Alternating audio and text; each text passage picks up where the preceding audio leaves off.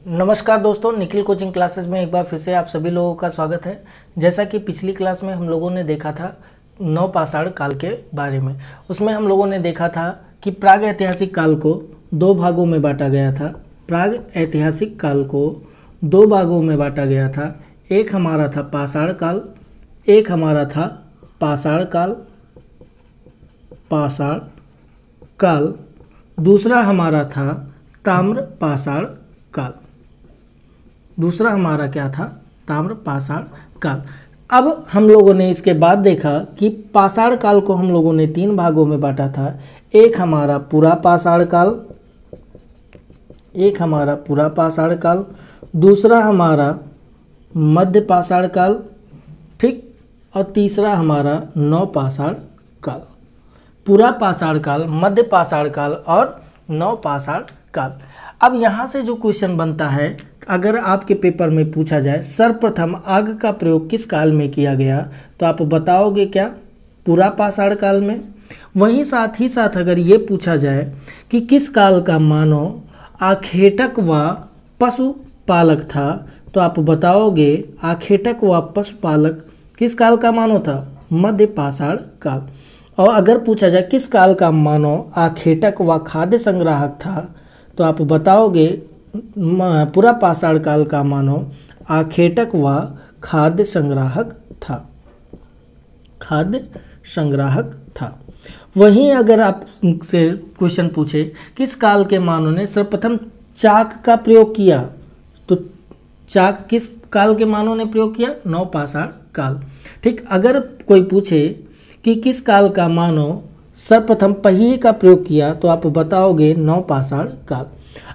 Next question जो बनता है यहाँ से, किस काल का मानव अस्थाई जीवन व्यतीत करने लगा, तो आप बताओगे किस काल का मानव अस्थाई जीवन जीने लगा? नवपाषाण काल का मानव अस्थाई जीवन जीने लगा।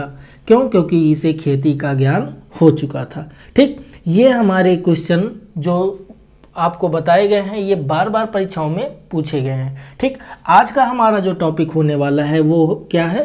ताम्रपाषाण काल। ठीक, नवपाषाण काल में हम लोगों ने देखा था बुर्ज होम से मालिक के साथ कुत्ते दफनाने का साक्ष्य। ठीक, ये सारी चीज़ों को हम लोगों ने अच्छे से पढ़ लिया है। ठीक, आज का हमारा जो टॉपिक है वो है ताम्रपाषाण काल। तो आप लोग हेडिंग डालिए ताम्रपाषाण काल। देखिए, ताम्रपाषाण काल को हम लोग कॉपर एज भी कहते हैं। अब ये ताम्रपाषाण काल हमारा दो शब्द से मिलकर बना है, एक ताम्र दूसरा पाषाण। ताम्र का मतलब होता है तांबा। क्या होता है? तांबा। और पाषाण का मतलब होता है पत्थर। जब मानव ने तांबे के साथ साथ पत्थरों का प्रयोग करने लगा, तो उस काल को किस नाम से जाना जाने लगा? ताम्रपाषाण काल। अब यहाँ से एक क्वेश्चन बनता है कि किस काल का मानव सर्वप्रथम धातुओं का प्रयोग किया, तो आप बताओगे ताम्रपाषाण काल का मानव। दूसरा क्वेश्चन यहाँ से बनता है कि मानव द्वारा प्रयुक्त होने वाली सर्वप्रथम धातु कौन सी है, तो वो है कौन सी? तांबा। ठीक, अब हम बात करें ताम्रपाषाण काल को एक और नाम से जानते हैं, वो नाम है चालकोलिथिक एज। कौन सी? Chalcolithic as. ठीक, ताम्रपाषाण काल के जो मानव होते थे वे कैसे होते थे? तो ताम्रपाषाण काल के मानव ये कैसे होते थे? ग्रामीण, अर्थात यहाँ की सभ्यता कैसी होती थी? ग्रामीण सभ्यता। ताम्रपाषाण काल की सभ्यता कैसी थी? ग्रामीण सभ्यता। साथ ही साथ दो ऐसे स्थल थे जैसे दैमाबाद व इनाम गांव से ये पता चलता है कि ये दोनों शहर नगरीकृत हो चुके थे। क्या? नगरीकृत हो चुके थे। ठीक, अब वहीं अगर बात करें ताम्रपाषाण काल को ग्रामीण सभ्यता के नाम से जानते हैं, तो सिंधु घाटी सभ्यता से भी क्वेश्चन पूछे जाते हैं कि सिंधु घाटी सभ्यता कैसी थी, तो ये हमारी कैसी सभ्यता थी? नगरीय सभ्यता। ठीक, नोट कर लीजिए, सिंधु घाटी सभ्यता को नगरीय सभ्यता के नाम से जाना जाता था। ठीक, नोट करिए, फिर आगे देखते हैं।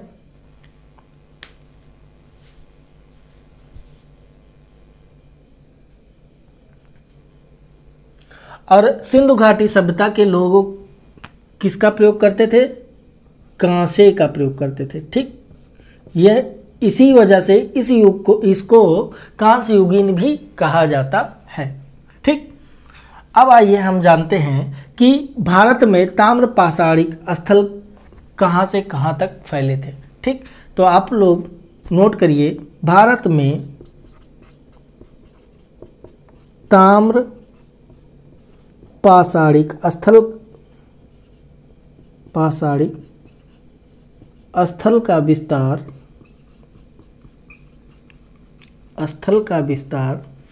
दक्षिण पूर्वी राजस्थान,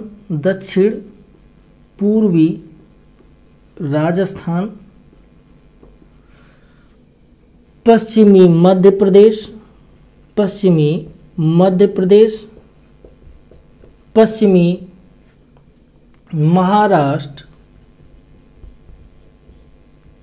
महाराष्ट्र व उत्तर पूर्वी भारत तक फैले थे। ठीक, तो अब हम लोग नोट कर लीजिए, फिर आगे लिखाते हैं। ठीक, अब बताते हैं।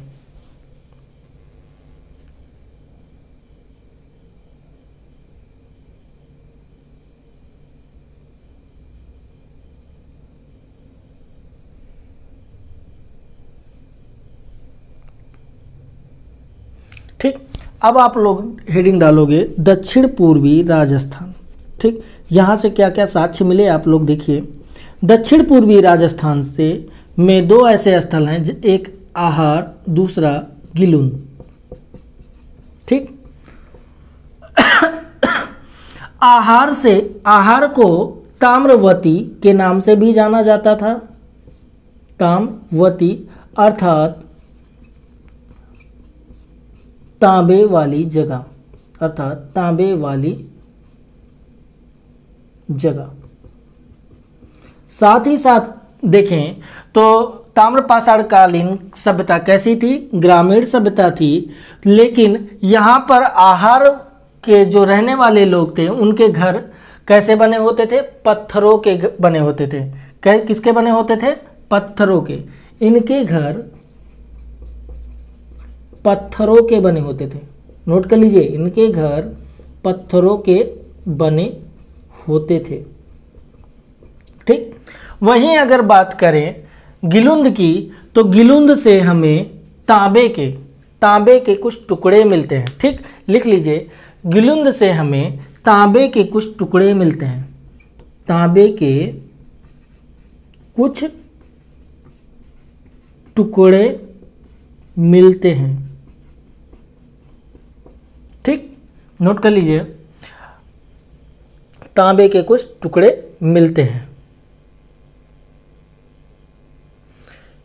ये आहार और गिलुंद जो है, ये ताम्रपाषाणिक स्थल बनास नदी के किनारे मिलते हैं, अर्थात ये बनास घाटी में मिलते हैं, इसलिए इसे बनास संस्कृत के नाम से भी जानते हैं। ये ताम्रपाषाणिक स्थल, लिख लीजिए, ये ताम्रपाषाणिक स्थल बनास घाटी में मिले हैं। कहाँ मिले हैं? बनास घाटी में मिले हैं।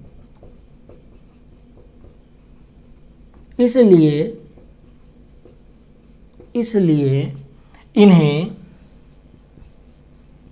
बनास संस्कृत भी कहते हैं। संस्कृत भी कहते हैं। ठीक, नोट कर लीजिए।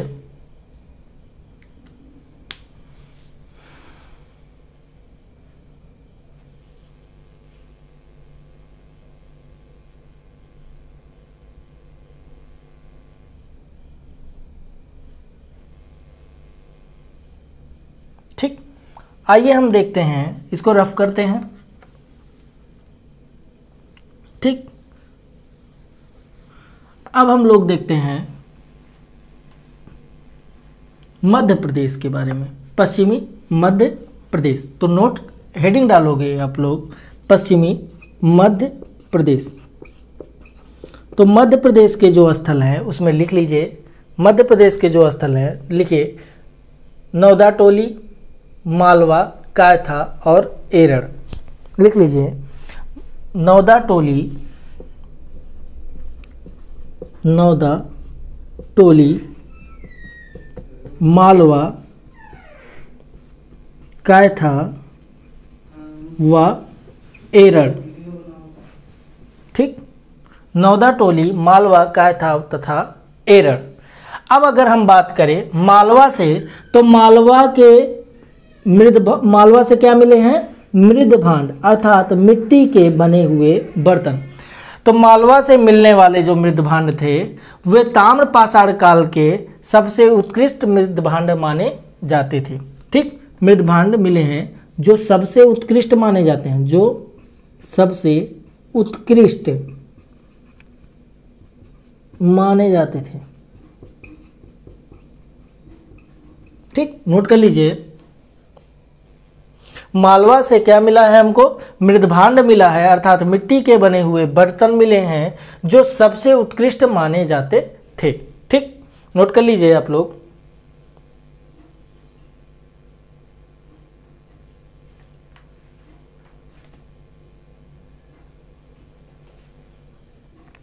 अब वहीं बात करें कायथा से, तो कायथा से हमें लिख लीजिए ऐसे, कायथा से हमें 29 कंगन, कितने टोटल कितने मिले हैं दोस्तों?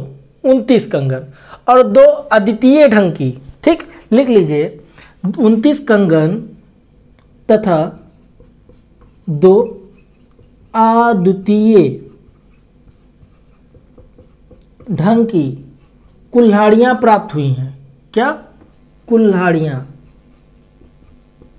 प्राप्त हुई हैं। ठीक, साथ ही साथ बात करें कायथा से हमें स्टेराइट व कार्नेलियन जैसी कीमती पत्थरों के आभूषण भी प्राप्त हुए हैं। ठीक, लिख लीजिए कायथा से हमें, लिखिए कायथा से हमें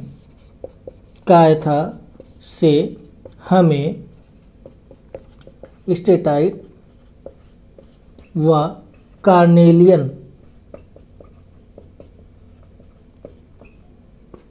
पत्थरों के बने, लिख लीजिए कार्नेलियन पत्थरों के बने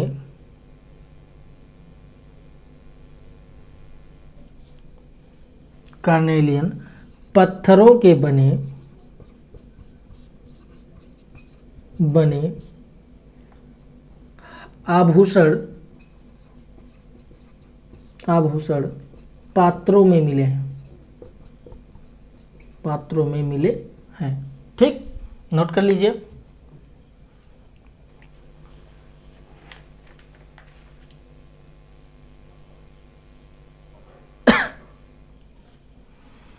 नोट कर लीजिए। अब हम आगे चलते हैं महाराष्ट्र। तो आप लोग हेडिंग डालो पश्चिमी महाराष्ट्र या महाराष्ट्र। ठीक,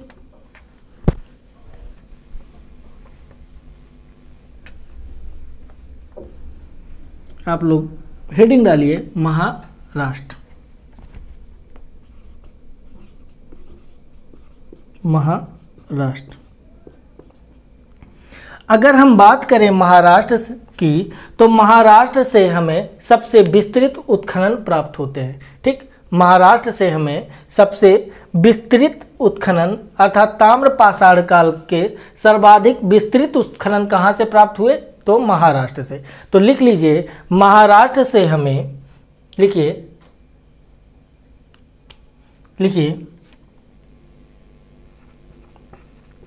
सबसे विस्तृत उत्खनन हमें महाराष्ट्र से प्राप्त हुए।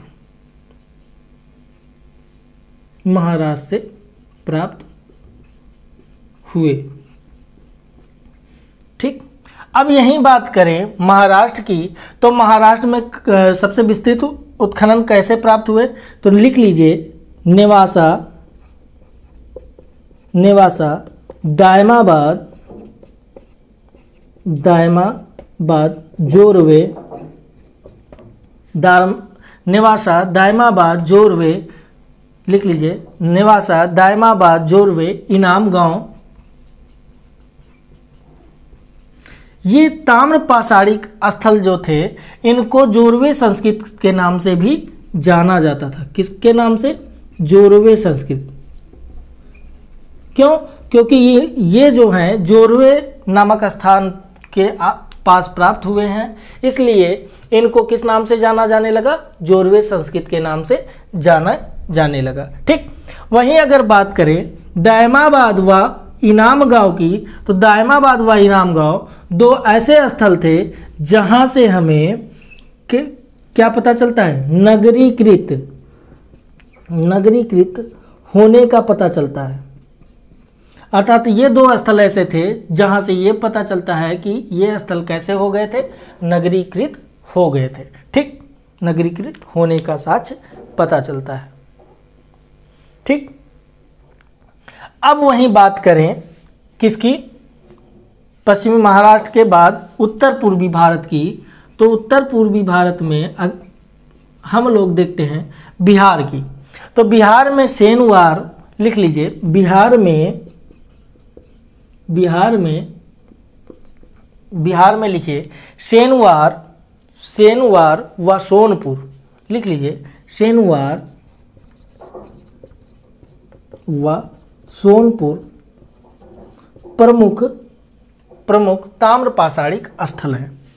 ठीक, और उत्तर प्रदेश की बात करें तो उत्तर प्रदेश में खैराडी, लिख लीजिए खैराडी। ठीक, खैराडी व नरहन प्रमुख पाषाणिक स्थल हैं।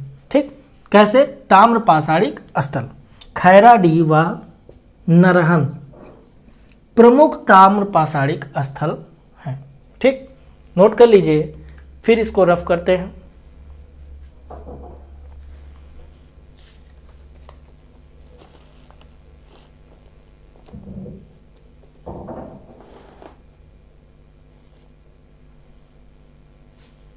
ठीक है, नोट कर लीजिए।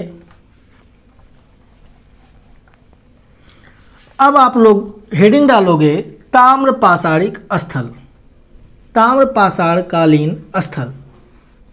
हेडिंग डालिए ताम्र पाषाणकालीन स्थल। अच्छा, ताम्र पाषाणकालीन स्थल से पहले आप लोग ये बताइए, ताम्र पाषाण काल के लोगों को कृषि के बारे में जानकारी थी कि नहीं थी? थी। तो अगर इनको कृषि के बारे में जानकारी थी तो इन लोगों का प्रमुख जो उत्पादन था कि वह खाद्यान्न फसल का उत्पादन था, वो क्या था? तो लिख लीजिए, अगर लिखना चाहें तो लिख लीजिए ताम्र पाषाण काल के लोग, ताम्र पाषाण काल के लोगों को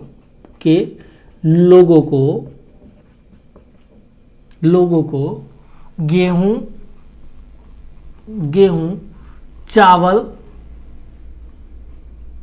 के अतिरिक्त जौ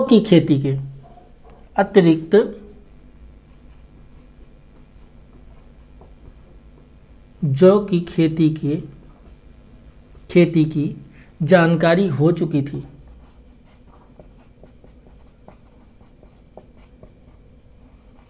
या हो गई थी। ठीक, नोट कर लीजिए।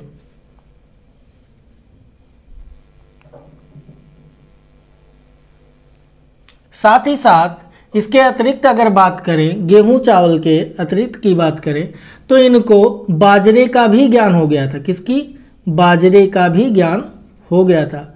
ठीक, बाजरे का भी ज्ञान हो गया था। नोट कर लीजिए। और अब हेडिंग डालिए ताम्र पाषाणकालीन स्थल। अब हेडिंग डालिए ताम्र पाषाणकालीन स्थल।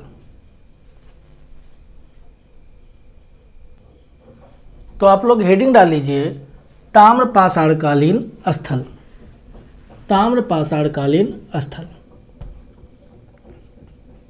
ताम्र पाषाण कालीन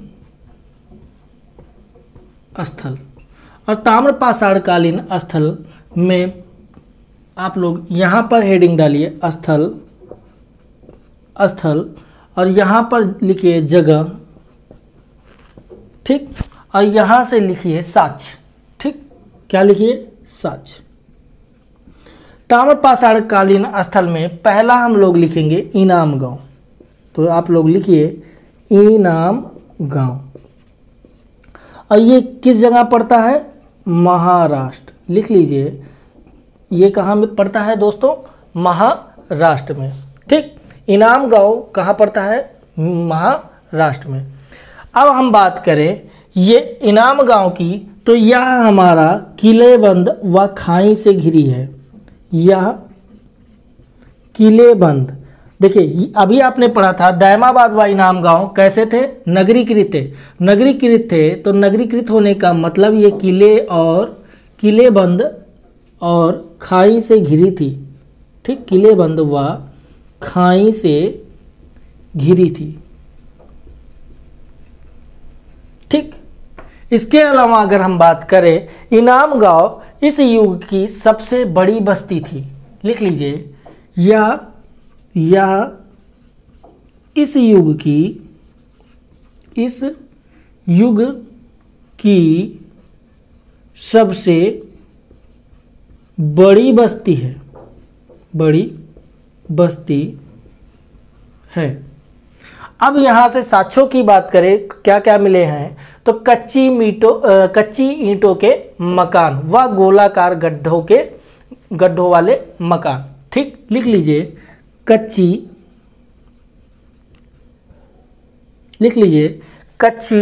मिट्टी के मकान, कच्ची मिट्टी के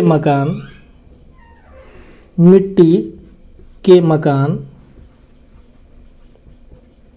व गोलाकार गड्ढों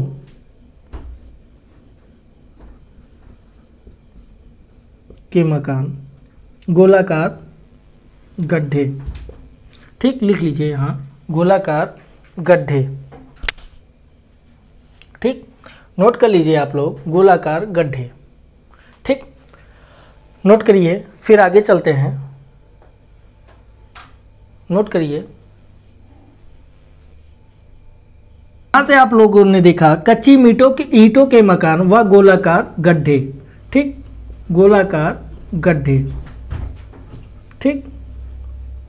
साथ ही साथ लिख लीजिए पांच आयताकार,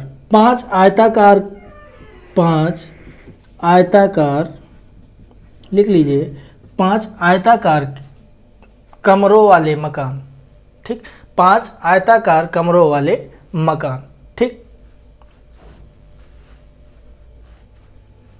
लिख लीजिए 5 आयताकार कमरों वाले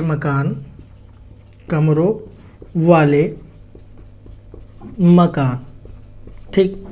यहाँ पर इनाम गांव से हमें 100 से अधिक, कितने 100 से अधिक कब्र, कितने 100 से अधिक कब्र व घर के साक्ष्य प्राप्त होते हैं। तो लिख लीजिए यहाँ 100 से अधिक कब्र व मकान के साक्ष्य प्राप्त होते हैं। देख लीजिए, एक बार फिर से देख लीजिए, इनाम गांव कहाँ पड़ता है, महाराष्ट्र। ये कैसा है, नगरीकृत है। क्यों? क्योंकि यहाँ पर किलेबंदी व खाई से यह घिरी है। इस युग की यह सबसे बड़ी बस्ती है। साथ ही साथ यह कच्ची ईंटों के बने हुए हैं और कैसे गोलाकार गड्ढों के मकान भी यहाँ पाए जाते हैं। साथ ही साथ 5 आयताकार कमरों वाले मकान भी यहाँ पाए जाते हैं तथा 100 से अधिक कब्र व मकान के साक्ष्य यहाँ से प्राप्त होते हैं। ठीक, नोट करिए। और दूसरा आप लोग लिखिए दायमाबाद। लिखिए दायमाबाद, हेडिंग डालिए। दूसरा हमारा जो स्थल मिला वो क्या मिला, दायमाबाद। दायमाबाद भी हमारा कहाँ है, महाराष्ट्र। कहाँ है, महाराष्ट्र। राष्ट्र। और ये दायमाबाद जो महाराष्ट्र में है, यह सबसे बड़ा ताम्र पाषाणिक स्थल है। लिख लीजिए, यह सबसे बड़ा ताम्र पाषाणिक स्थल है। अब ये सबसे बड़ा ताम्र पाषाणिक स्थल क्यों है? क्योंकि यहाँ से तांबे की 4 प्रमुख वस्तुएं प्राप्त हुई हैं। लिख लीजिए, यहाँ तांबे की 4 प्रमुख वस्तुएं प्राप्त हुई हैं। वस्तुएं प्राप्त हुई हैं। अब वे 4 प्रमुख वस्तुएं कौन कौन सी हैं? पहला, रथ चलाते हुए मनुष्य। दूसरा हमारा है हाथी। तीसरा हमारा है सांड। चौथा हमारा है गैंडा। कौन कौन से हैं? पहला हमारा है रथ चलाते हुए मनुष्य। दूसरा हमारा है हाथी। तीसरा हमारा है सांड। चौथा हमारा है गैंडा। लिख लीजिए, रथ चलाते हुए मनुष्य।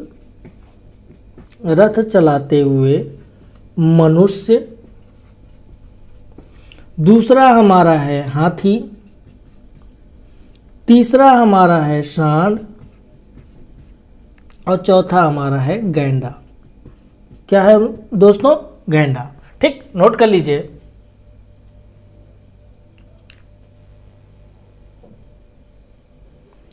ठीक, अगला पॉइंट यहां से जो निकल कर आता है, महाराष्ट्र के कहा, दायमाबाद से ही कलश समाधान के प्रमाण का साक्ष्य प्राप्त होता है। कलश समाधान का साक्ष्य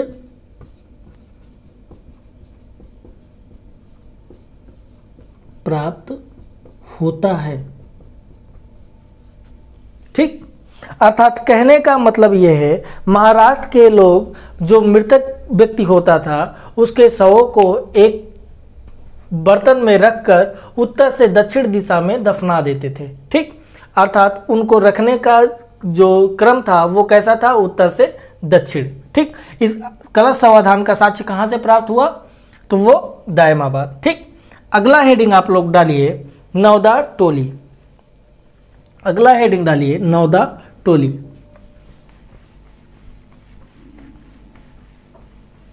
हेडिंग डालिए, नौदा टोली।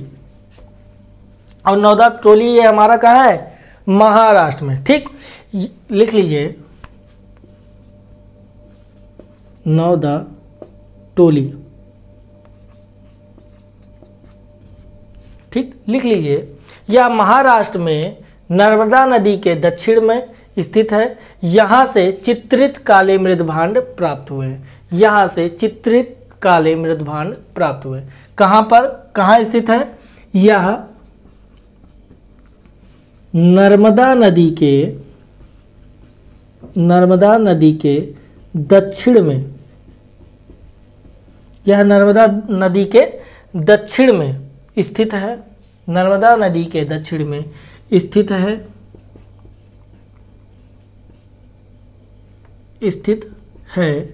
यहाँ से चित्रित काले मृदभांड के साक्ष्य प्राप्त हुए हैं। मृदभांड के साक्ष्य प्राप्त हुए हैं। ठीक, नोट कर लीजिए।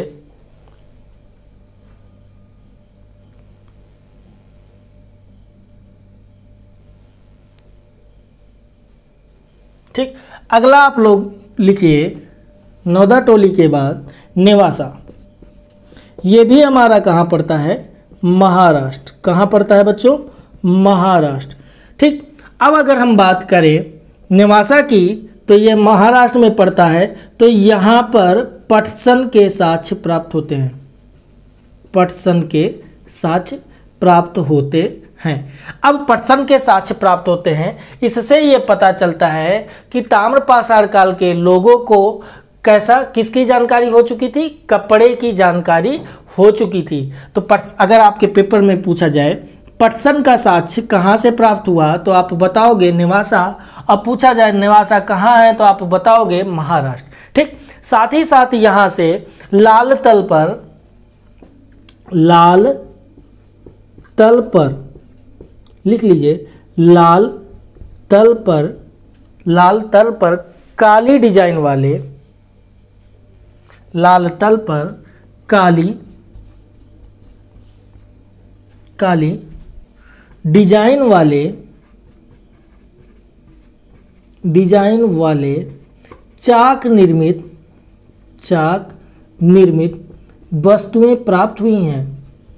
वस्तुएं अर्थात बर्तन प्राप्त हुए हैं, चाक निर्मित वस्तुएं प्राप्त हुई हैं।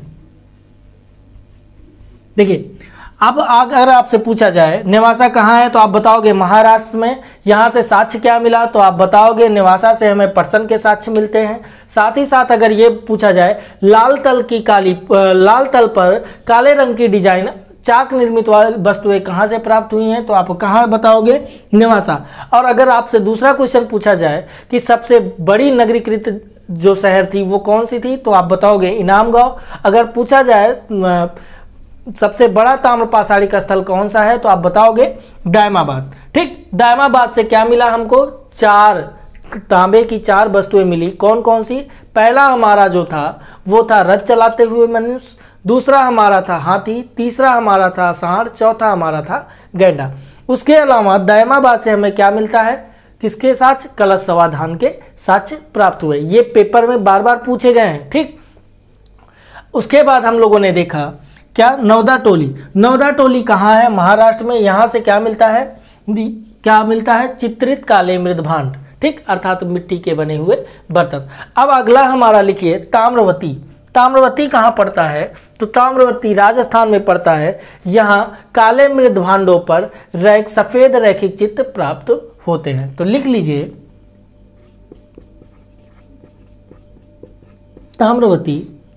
ताम्रवती कहाँ पड़ता है, राजस्थान। ठीक, और इसमें लिखिए यहाँ से प्राप्त काले मृद भांडों पर, यहाँ से प्राप्त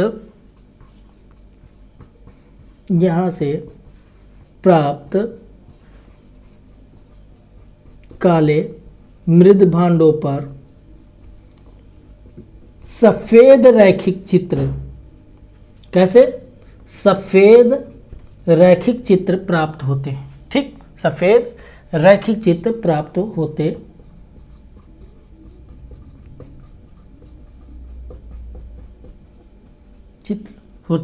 ठीक, ये तो हमारा था ताम्र पाषाणिक कालीन स्थल और वहां से मिलने वाले साक्ष्य। देखिए, ये आप जरूर पढ़ लीजिएगा, सबसे बार बार पूछा गया है कि ताम्र पाषाण काल का सबसे बड़ा स्थल कौन सा था तो आप बताओगे दायमाबाद। और पूछा जाए कि अगर कौन से ऐसे स्थल थे जो नगरीकृत हो चुके थे तो आप बताओगे दायमाबाद व इनाम गांव। और अगर दूसरी क्वेश्चन पूछी जाए इस युग की सबसे बड़ी बस्ती कौन है तो आप बताओगे इनाम गांव। ठीक, और पूछा जाए इनाम गांव कैसा है तो आप बताओगे ये किले व खाई से घिरी हुई थी। ठीक, अब हम देखते हैं इसमें अगला पॉइंट,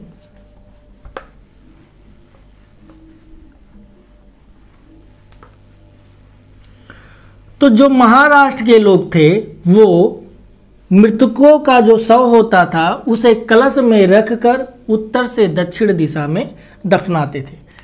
तो लिख लीजिए महाराष्ट्र में मृतकों का समाधान कलश में रखकर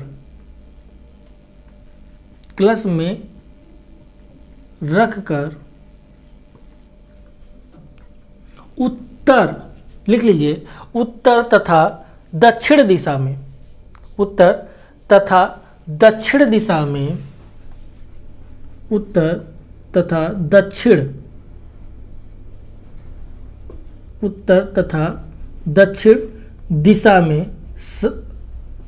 में शव का संस्कार करते थे। ठीक, उत्तर तथा दक्षिण दिशा में इसका संस्कार करते थे। ठीक, अब हम बात करें ताम्रपाषाण काल की, तो ताम्रपाषाण काल की बस्तियों और समाधान से ये प्राप्त होता है कि ताम्रपाषाण काल के लोग को का समाज जो था उनमें असमानता व्याप्त हो चुकी थी। तो अगर लिखना चाहें तो लिख लीजिए, ताम्र पाषाण काल के बस्तियों और समाधान को देखने पर यह पता चलता है कि ताम्र पाषाण काल के लोगों के बीच सामाजिक असमानता हो चुकी थी। क्यों? क्योंकि ताम्र पाषाण काल में जो बड़े वर्ग के लोग थे वो अच्छे और श्रेष्ठ जगहों पर रहते थे, वहीं अगर जो निम्न वर्ग के लोग थे वो छोटी छोटी बस्तियों में रहते थे। ठीक, यही रीजन था कि पता चलता है कि यहाँ से सामाजिक असमानता व्याप्त हो चुकी थी।